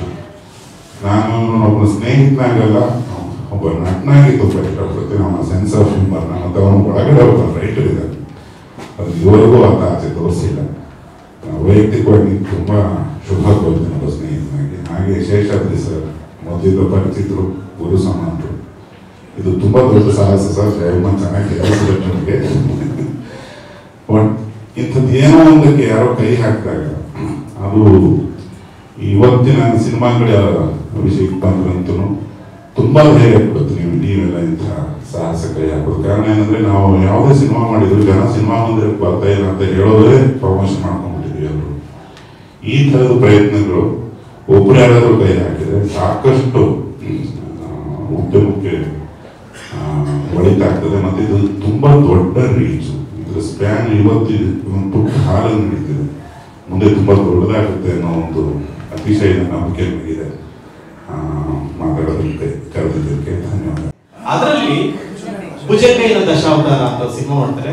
ಅದರಲ್ಲಿ ನಮ್ಮ ಸೃಜನ್ ಅವ್ರನ್ನ ಬಾಲನಟನಾಗಿ ತಮ್ಮ ನಿರ್ದೇಶನದಲ್ಲಿ ಪರಿಚಯಿಸ್ತಾರೆ. ಎರಡನೇದಾಗಿ. ಮೂರನೇದು, ಕೇವಲ ಒಂದೆರಡು ವರ್ಷಗಳ ಹಿಂದೆ ಸೃಜನ್ ಲೋಕೇಶ್ ಒಂದು ಸಿನಿಮಾ ಮಾಡ್ತಾರೆ, GST ಅಂತ, ಇನ್ನು ಬಿಡುಗಡೆ ಆಗಿಲ್ಲ. ಅದರಲ್ಲಿ ತಮ್ಮ ಪುತ್ರನನ್ನ ನಟನಾಗಿ ತಮ್ಮ ನಿರ್ದೇಶನದಲ್ಲಿ ಪರಿಚಯ ಮಾಡ್ತಾರೆ. ಅವ್ರ ಮಗ ಕೂಡ ಇಲ್ಲೇ ಇದ್ದಾರೆ, ಸುಕೃತ್ ಬರಬೇಕು. ಅವರು ಬಾಲನಟ, ಆತ ಕೂಡ ಈ ಸಿನಿಮಾದಲ್ಲಿ ಇರ್ತಾರೆ. ತುಂಬಾ ಜನ ಇಲ್ಲಿರೋ ತುಂಬಾ ಜನನ ಬಳಸ್ಕೋತಾ ಇದ್ದಾರೆ ಚಿತ್ರದಲ್ಲಿ. ಸುಕೃತ್ ಕೂಡ ಇರ್ತಾರೆ. ಇದು ಕೂಡ ನನ್ನ ಪ್ರಕಾರ ಕನ್ನಡದ ಅಷ್ಟೇ ಅಲ್ಲ, ಭಾರತೀಯ ಚಿತ್ರರಂಗದ ಮಟ್ಟಿಗೆ ಒಂದು ದಾಖಲೆ ಅಂತ ನಾನು ಭಾವಿಸ್ತೀನಿ. ಅದು ಬದಲಾವಣೆಗಳಿದ್ರೆ ನೀವು ಯಾರಾದ್ರೂ ರೀತಿ ಹೇಳಿದ್ರೆ ತಿಳ್ಕೊತೀವಿ ನಾವು. ನಮ್ಮ ಪ್ರಕಾರ ನಮ್ಮ ದಾಖಲೆಯಲ್ಲಿ ಇದು ದಾಖಲೆ ಅಂತ ಅನ್ಸುತ್ತೆ. ಇದೊಂದು ಫೋಟೋ ಬಿಟ್ಟು ಕೆಲವೊಂದು ವಿಚಾರಗಳು ಆಕ್ಚುಲಿ ಮೊದಲು ಅವ್ರ ಮನೆಯಲ್ಲಿ ಒಂದಷ್ಟು ಫೋಟೋಗಳಿದೆ ಅಂತ ಹೇಳಿದ್ರು. ಇಷ್ಟನ್ನ ಹೊರತುಪಡಿಸಿ ಬೇರೆ ಯಾವ ದಾಖಲೆಗಳು ಇಲ್ಲ. ಸೊ ತಾತ ಮಾಡಿದ ಸಿನಿಮಾನ ತಂದೆಯ ಹೆಸರ ಪ್ರೊಡಕ್ಷನ್ ಅಲ್ಲಿ ಮೊಮ್ಮಗ ಮಾಡ್ತಿರೋದು ನನ್ನ ಪಾಲಿಗೆ ಒಂದು ದೊಡ್ಡ ಒಂದು ಪುಣ್ಯ ಅಂತ ನಾನು ಹೇಳ್ಬೋದು. ಯಾಕಂದ್ರೆ ಸುಬ್ಬಯ್ಯ ನಾಯ್ಡು ಅವ್ರ ಸಿನಿಮಾನ ಲೋಕೇಶ್ ಪ್ರೊಡಕ್ಷನ್ಸ್ ಅಲ್ಲಿ ಸೃಜನ್ ಲೋಕೇಶ್ ಮಾಡ್ತಾ ಇದ್ದಾರೆ ಅಂದ್ರೆ ಆ ಒಂದು ಫ್ಯಾಮಿಲಿ ಲೆಗಸಿಯನ್ನ ನಾನು ಒಂದು ಪ್ರಯತ್ನದ ರೂಪದಲ್ಲಿ ಮುಂದೆ ತರೋದು ನನಗೆ ಬಹಳ ದೊಡ್ಡ ಒಂದು ಆಸೆ ಕೂಡ ಆಗಿದೆ. ಈಗ ಇನ್ನೊಂದು ಕೆಲವೊಂದು ವಿಚಾರಗಳಲ್ಲಿ ನಾನು ತಾತನ ಬಗ್ಗೆ ಹೇಳ್ಬೇಕು ಅಂದ್ರೆ, ಅವರ ಸಮಯ ಪ್ರಜ್ಞೆಯನ್ನ, ಆಮೇಲೆ ಪಂಕ್ಚುಯಾಲಿಟಿನ ತುಂಬಾ ತುಂಬಾ ತುಂಬಾ ಹಾಡಿ ಹೊಗಳಿದವರಿದ್ದಾರೆ. ನಾನು ಒಂದು ಕತೆ ಕೇಳ್ತಾ ಇದ್ದೆ, ಅಂದ್ರೆ ನನಗೆ ಹೇಳಿರೋಂಥ ಕತೆ, ನನ್ನ ತಾತನ ನೋಡಿಲ್ಲ ನಾನು. ಸೊ ಕೇಳಿರೋದು ಏನಕ್ಕೆ ಅಂದ್ರೆ, ಅವ್ರ ಟೈಮ್ನ ವಿಚಾರವಾಗಿ ಎಷ್ಟು ಪಂಕ್ಚುವಲ್ ಅಂದ್ರೆ, ಈ ಶಾಂತಲಾ ಸಿಲ್ಕ್ ಹೌಸ್ ಹತ್ರ ಒಂದಷ್ಟು ಜನ ಹುಡುಗರು ಕೂತಿರೋರು, ಅವಾಗೆಲ್ಲ ವೈಂಡಿಂಗ್ ವಾಚ್, ಅವರೆಲ್ಲ ಕೂತ್ಕೊಂಡು ಕಾಯೋರಂತೆ. ಏನು ಅಂದ್ರೆ ಟೈಮ್ ಎಷ್ಟು ಅಂದ್ರೆ, ನೋಡಿ ಸುಬ್ಬಯ್ಯ ನಾಯ್ಡುಗಳು ಬರ್ತಾ ಇದ್ದಾರೆ, 4 o'clock 4 ಗಂಟೆ ಅಂತಂದ್ರೆ ಸುಬ್ಬಯ್ಯ ನಾಯ್ಡುಗಳು ಆ ಟೈಮ್ ಕರೆಕ್ಟ್ ಆಗಿ on the nick of time ಅಂತಾರ, ಅಷ್ಟು ಪಂಕ್ಚುವಲ್ ಇದ್ರು ಅನ್ನೋದು. ಸೊ ಅಷ್ಟು ಪಂಕ್ಚುಯಾಲಿಟಿ ಇದ್ದು. ಆದ್ರೆ ಅವರು ತಮ್ಮ ಇಡೀ ಜೀವನದಲ್ಲಿ ಅವ್ರು ಏನೇನು ಸಂಪಾದನೆ ಮಾಡಿದ್ರು, ಏನೇನು ಗಳಿಸಿದ್ರು, ಅದನ್ನೆಲ್ಲ ಬರೀ ನಾಟಕಕ್ಕೆ ಮತ್ತೆ ಸಿನಿಮಾಗೆ ಹಾಕಿದ್ರು. ಅಂಡ್ ಕೊನೆಗೆ ಹೋಗ್ಬೇಕಾದ್ರೂ ಅವರು ಅಷ್ಟೇ, ಅವರು ಶ್ರೀಮಂತಿಕೆಯಲ್ಲಿ ಹೋಗ್ಲಿಲ್ಲ. ಅವರು ಕಲೆಯ ಒಂದು ಶ್ರೀಮಂತಿಕೆಯಲ್ಲಿ ಹೋದ್ರೆ ಹೊರತಾಗಿ ಒಂದು ಆರ್ಥಿಕವಾಗಿ ಅವರು ಹಾಕಿದಂತ ಎಲ್ಲಾ ದುಡ್ಡುಗಳನ್ನ ಏನೇನು ಗಳಿಸಿದ್ರು ಅದನ್ನೆಲ್ಲ ಸಿನಿಮಾಗೆ ಮತ್ತೆ ಒಂದೊಂದು ನಾಟಕಕ್ಕೆ ಅಂತಾನೆ ಹಾಕಿದ್ರು. ಸೊ ಇವಾಗ ಸತಿ ಸುಲೋಚನ ವಿಚಾರವಾಗಿ ನಾವು ಮಾಡ್ತಿರುವಂತಹ ಸಿನಿಮಾ ಇದು ಒಂದು ದೊಡ್ಡ ಒಂದು ಪ್ರಯತ್ನ. ಸರ್ ಹೇಳಿದಾಗೆ ಈ ಒಂದು ಪ್ಯಾರಾಮೀಟರ್ ಆಕ್ಚುಲಿ ಏನಂದ್ರೆ, ಆಕ್ಟರ್, ಡೈರೆಕ್ಟರ್, ಪ್ರೊಡ್ಯೂಸರ್ ಮಗನನ್ನ ಇಂಟ್ರೊಡ್ಯೂಸ್ ಮಾಡೋದು, ಅದು ಸುಬ್ಬಯ್ಯ ನಾಯ್ಡು ಮಾಡಿದ್ರು, ಲೋಕೇಶ್ ಅವ್ರನ್ನ. ಮತ್ತೆ ಅಪ್ಪ ಆಕ್ಟರ್, ಡೈರೆಕ್ಟರ್, ಪ್ರೊಡ್ಯೂಸರ್ ಆಗಿ ನನ್ನನ್ನ ಭುಜಂಗನ ದಶಾವತಾರದಲ್ಲಿ ಇಂಟ್ರೊಡ್ಯೂಸ್ ಮಾಡಿದ್ವಿ. ಇವಾಗ ನಾನು GST 1 ವರ್ಷ ಆಯ್ತು ಸರ್, 2 ವರ್ಷ ಆಗಿದೆ, 1 ವರ್ಷ ಆಗಿದೆ. ಅದರಲ್ಲಿ ಆಕ್ಟರ್, ಡೈರೆಕ್ಟರ್, ಪ್ರೊಡ್ಯೂಸರ್ ಆಗಿ ಸುಕೃತನ ಇಂಟ್ರೊಡ್ಯೂಸ್ ಮಾಡಿ. ಸೊ ಇವಾಗ 3 ತಲೆಮಾರಿದ್ದು 4 ತಲೆಮಾರಾಗಿದೆ. ಇದು ಸುಮ್ಮನೆ ಸೂಪರ್ಫಿಷಿಯಲ್ ಆಗಿ ಯೋಚನೆ ಮಾಡಬೇಕು ಅಂತಂದ್ರೆ ಇದು ಸಾಧ್ಯ ಆಗೋದಾದ್ರೆ ಇದು ಇಂಡಿಯನ್ ಸಿನಿಮಾಲೇ ಆಗಬೇಕು. ಈ ತರ ಒಂದು ಫ್ಯಾಮಿಲಿ ಲೆಗಸಿ ಇಂಟ್ರೊಡಕ್ಷನ್ ಇದು ಆಗೋದಾದ್ರೆ ಇಂಡಿಯನ್ ಸಿನಿಮಾಲ್ ಆಗಬೇಕು ಅನ್ನೋದು ನನ್ನ ತಲೆಯಲ್ಲಿ ಇದ್ದು. ಯಾಕಂದ್ರೆ ಅಮೆರಿಕಾದಲ್ಲಿ ಆ ಒಂದು ಪರಂಪರೆ ಇಲ್ಲ. ಅಂದ್ರೆ ಜನರೇಷನ್ಸ್ ಟುಗೆದರ್ ಒಂದೇ ಇದ್ರಲ್ಲಿ ಮಾಡಿರೋದು ತುಂಬಾ ಕಮ್ಮಿ ಇದೆ. ಆಮೇಲೆ ನಮ್ಮಲ್ಲಿ ಬಂದ್ರೆ ಪೃಥ್ವಿರಾಜ್ ಕಪೂರ್ ಫ್ಯಾಮಿಲಿ ಆಗುವಂತ ಸಾಧ್ಯತೆ ಇರಬಹುದು, because they have a legacy. But ಈ ಪ್ಯಾರಾಮೀಟರ್ ಅಲ್ಲಿ actor, director, producer introducing the son ಇದಾಗಿದೆಯಾ ಗೊತ್ತಿಲ್ಲ. ಅದನ್ನು ಹೊರತುಪಡಿಸಿದ್ರೆ ಖಂಡಿತವಾಗ್ಲೂ ಸೌತ್ ಇಂಡಿಯನ್ ಸಿನಿಮಾ ಆಗಲೇಬೇಕು, ಇಲ್ಲಾಂದ್ರೆ ಬೇರೆ ಎಲ್ಲೂ ಆಗೋಕ್ಕೆ ಸಾಧ್ಯ ಇಲ್ಲ. ಸೊ ಈ ನಿಟ್ಟಿನಲ್ಲಿ ಕೂತ್ಕೊಂಡು ಚರ್ಚೆ ಮಾಡ್ತಿರುವಾಗ ಒಂದೊಂದೇ ಪ್ಯಾರಾಮೀಟರ್ಸ್ ತೆಗಿತಾ ಇದ್ದಾಗ ನಮಗೆ ಈ 4 ಜನರೇಷನ್ಸ್ ಅವರ ಫ್ಯಾಮಿಲಿಯಲ್ಲಿ ಆ ಒಂದು ಸಿಚುವೇಶನ್ ಸಿಕ್ಕಿದ್ದು, ಇದೆಲ್ಲ ಮಾಡ್ಕೊಂಡ್ ಬಂದಿದ್ದು ಒಂಥರ ಇಟ್ ವಾಸ್ ಸಮಥಿಂಗ್ ಮ್ಯಾಜಿಕಲ್ ಅಂತಾನೆ ಹೇಳ್ಬೋದು. ಸೊ ಆ ನಿಟ್ಟಿನಲ್ಲಿ ಸತೀಶ್ ಸುಲೋಚನ ಈ ಕಾರ್ಯಕ್ರಮ, ಈ ಒಂದು ಸಿನಿಮಾ ಇದೆ, ಇದು ಯಾವುದೇ ಕಾರಣಕ್ಕೂ ಕಮರ್ಷಿಯಲೈಸ್ ಆಗಿ ಯೋಚನೆ ಮಾಡಿಕೊಂಡು ಇಷ್ಟು ಕೋಟಿ ಇನ್ವೆಸ್ಟ್ ಮಾಡ್ತೀವಿ, ಇಷ್ಟು ಕೋಟಿ ಬಂದ್ಬಿಡುತ್ತೆ ಅಂತ ಮಾಡಿದ್ರೆ ನಮ್ಮಂತ ದೊಡ್ಡರು ಇನ್ನೊಬ್ರಿಲ್ಲ. ಇದು ಮಾಡ್ತಾ ಇರೋದು to maintain the supreme legacy of Kannada industry. And ಅದಕ್ಕೆ ಹಾಕೊಟ್ಟಿರುವಂತಹ ಈ ಒಂದು ಅದ್ಭುತವಾದಂತಹ ಈ ಇಡೀ ತಂಡದವರಿಗೆ ನಾವು ಸಲ್ಲಿಸ್ತಾ ಇರುವಂತಹ ಒಂದು ಗೌರವ ಅಂದ್ರೆ ತಪ್ಪಾಗಲ್ಲ, ಖಂಡಿತವಾಗ್ಲೂ. ದಿಸ್ ಇಸ್ ಒಂದು ನನಗೆ ನಮ್ಮಪ್ಪ ಹೇಳ್ತಾ ಇದ್ರು, ಏನಂದ್ರೆ ಅವ್ರು ಯಾರೋ ಒಬ್ರು ಇಂಟರ್ವ್ಯೂ ಮಾಡ್ಬೇಕಾದ್ರೆ ಹೇಳಿದ್ರು, ಲೋಕೇಶ್ ನಿಮ್ಮ ಜೀವನದಲ್ಲಿ ಸಾಧನೆ ಅಂತಂದ್ರೆ ಏನ್ ಮಾಡಿದಿರಾ ಅಂತ. ಅದು ನನ್ನ ಕಿವಿಲಿ ತುಂಬಾ ತುಂಬಾ ಸ್ಟ್ರಾಂಗ್ ಆಗಿ ಕೂತ್ಬಿಟ್ಟಿತ್ತು. ಏನಂದ್ರೆ ನಾನು ತೀರ್ಕೊಂಡಾಗ ನನ್ನ ಹೆಸರಲ್ಲಿ ಒಂದು ಸಪ್ತಾಹ ಮಾಡ್ಬೋದು, ಅಷ್ಟಾದ್ರೂ ಒಳ್ಳೆ ಸಿನಿಮಾ ಮಾಡಿದೀನಿ ಅಂತ. ಸೊ ನಾನು ಅವ್ರು ತೀರ್ಕೊಂಡ ಮೇಲೆ ನಾನು ಲೋಕೇಶ್ ಸಪ್ತಾಹ ಅಂದ್ಬಿಟ್ಟು 7 ಸಿನಿಮಾಗಳನ್ನ ಹಾಕಿದ್ದೆ. ನನ್ನ ಜೀವನದಲ್ಲಿ ಇವತ್ತು ನಿಮ್ಮ ಸಮ್ಮುಖದಲ್ಲಿ ನೀವೇನಾದ್ರೂ ನನಗೆ ನಿನ್ನ ಜೀವನದ ಉದ್ದೇಶ ಏನು, ವಾಟ್ ಹ್ಯಾವ್ ಯು ಅಚೀವ್ಡ್ ಅಂತಂದ್ರೆ ಈ ಸಿನಿಮಾ ಮಾಡಿದಾಗ ನಾನು ನನ್ನ ಜೀವನದಲ್ಲಿ ಒಂದು ಸಾರ್ಥಕತೆ ಕಂಡುಕೋತೀನಿ ಅನ್ನೋದ್ರಲ್ಲಿ ಡೌಟ್ ಇಲ್ಲ. ಸೊ ಹಾಗಾಗಿ ಇವಾಗ ನನ್ನ ಜೀವನದಲ್ಲಿ ನನ್ನ ಯಾವ ಒಂದು ವಿಷನ್ ನನಗೇನು ಕಾಣಿಸ್ತಲ್ಲ, ನನಗೆ ಕಾಣಿಸ್ತಾ ಇರೋದು ಸತೀಶ್ ಸುಲೋಚನ ಮೇಕಿಂಗ್ ಅನ್ನ ಯಾವ ರೀತಿ ನಿಮ್ಮ ಮುಂದೆ ತಂದಿಡ್ತೀವಿ, ನಿಮ್ಮ ಮಾತಿನಲ್ಲಿ ಶಬಾಷ್ ಅಂತ ಅನಿಸ್ಕೊಂಡ್ರೆ ನನ್ನ ಜೀವನ ಸಾರ್ಥಕ. ಸೊ ಹಾಗಾಗಿ ಇವತ್ತು ಶುರು ಮಾಡಿದೀವಿ. ಎಲ್ಲಾ ಪ್ರಯತ್ನಗಳು ಪ್ರಾಮಾಣಿಕವಾಗಿ ಮಾಡಿ ಮುಂದಿನ ವರ್ಷ 3ನೇ ತಾರೀಕು ಒಳಗಡೆ, ಅಂದ್ರೆ 3ನೇ ತಾರೀಕೇ ರಿಲೀಸ್ ಮಾಡ್ಬೋದು. ಅದು ಮಂಗಳವಾರ ಬರುತ್ತೋ ಬುಧವಾರ ಬರುತ್ತೋ ಆ ಒಂದು ಪ್ಯಾರಾಮೀಟರ್ಸ್ ನ ಬ್ರೇಕ್ ಮಾಡಿ ನಾವು 3ನೇ ತಾರೀಕೇ ರಿಲೀಸ್ ಮಾಡುವ ನಿಟ್ಟಿನಲ್ಲಿ ಪ್ರಯತ್ನವನ್ನ ಪಡ್ತೀವಿ. ಅಂಡ್ ಸುಮ್ಮನೆ ತಲೆಗೆ ಬಂತು ಸರ್, ಈ ಮೊನ್ನೆ ಒಂದು ಸಿನಿಮಾ ಸೂಪರ್ ಹಿಟ್ ಆಯ್ತು RRR ಅಂತ. ಅದು Rajamouli, Ram Charan and NTR. So RRR ಅಂತ ಇಟ್ರು. ನಾವು ಕನ್ನಡದಲ್ಲಿ ಯಾಕೆ SSS ಅಂತ ಮಾಡಬಾರ್ದು? ಶೇಷಾದ್ರಿ, ಸುಜನ್, ಸತೀಶ್ ಸುಲೋಚನ. ಸೊ ಹಾಗಾಗಿ ನಮ್ಮ ವರ್ಕಿಂಗ್ ಟೈಟಲ್ SSS ಅಂತ ಇರಲಿ, ಎಲ್ಲದಕ್ಕೂ ಎಸ್ ಅಂತ ನಾವು ಪರಿಗಣಿಸ್ಕೊಂಡು ಮುಂದಕ್ಕೆ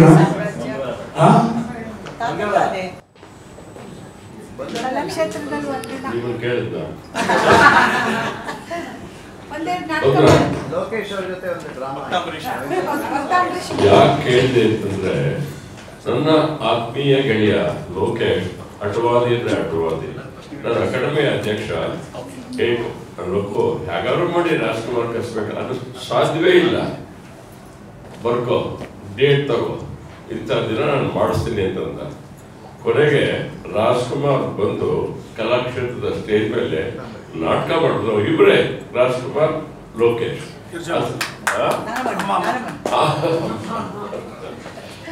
ಅದ್ಭುತವಾದ ಪ್ರದರ್ಶನ. ಪೊಲೀಸ್ ಸೆಕ್ಯೂರಿಟಿ ಹೇಳ್ಬಾರ್ದು ಅಂತ ಅಂದ್ಬಿಟ್ಟು ಲೋಕೇಶ್ ಅದೆಲ್ಲ ಕೂಗೋದು, ಮತ್ತೊಂದು ಮಾಡಬಾರ್ದು. ಹೌಸ್ಫುಲ್ ಶೋ, ಯಾವುದೇ ಗಡಿಬಿಡಿ ಇಲ್ಲ, ಯಾವುದೇ ತೊಂದರೆ ಇಲ್ಲ ಆಯ್ತು. ಕಾರಣ ಲೋಕೇಶ್ ಅವತ್ತು ಹಠ ಮಾಡಿದ್ದಕ್ಕೆ ರಾಜ್ಕುಮಾರ್ ಸ್ಟೇಜಿಗೆ ಬಂದು.